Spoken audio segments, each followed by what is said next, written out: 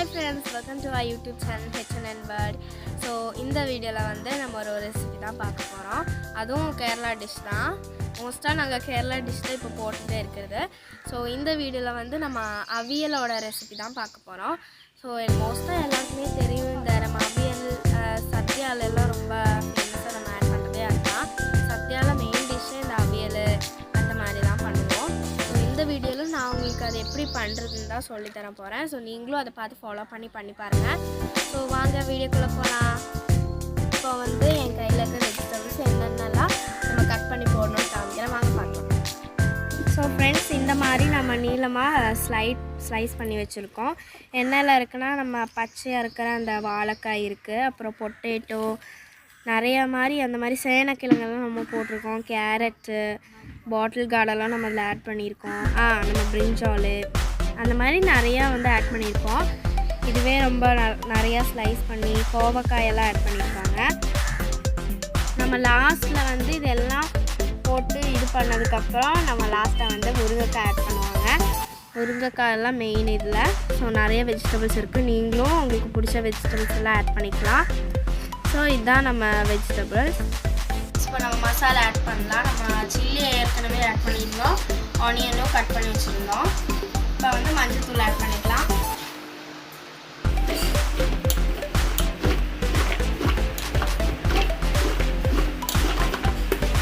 இப்போ வந்து நம்ம கேஸில் வச்சுருக்கோம். நான் காமிச்சதுக்கப்புறம் நம்ம இதில் பெரிய வெங்காயம் சில்லி ஆட் பண்ணியிருக்கோம்.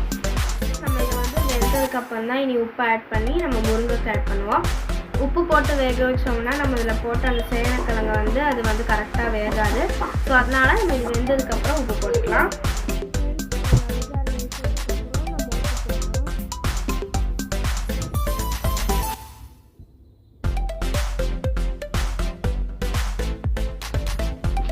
இது வந்து மிக்ஸ் பண்ணக்கூடாது, நம்ம இந்த மாதிரி பண்ணி கொடுக்கணும்.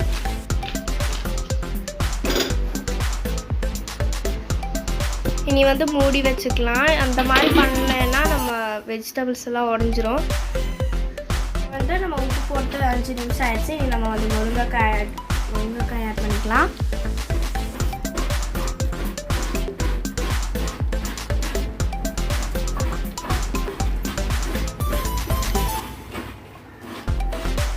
இப்போ வந்து நம்ம அந்த மாதிரி மிக்ஸ் பண்ணிக்கலாம், இல்லைன்னா வெஜிடபிள்ஸ் எல்லாம் உடஞ்சிரும்.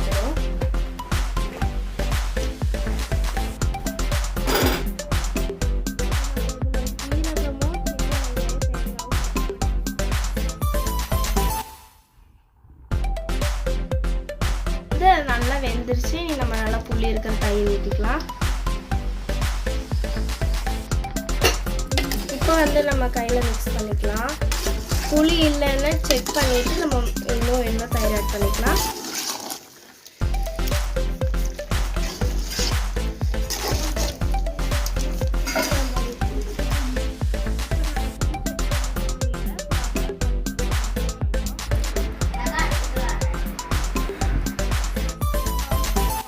ஆயில் ஆட் பண்ணிக்கலாம்.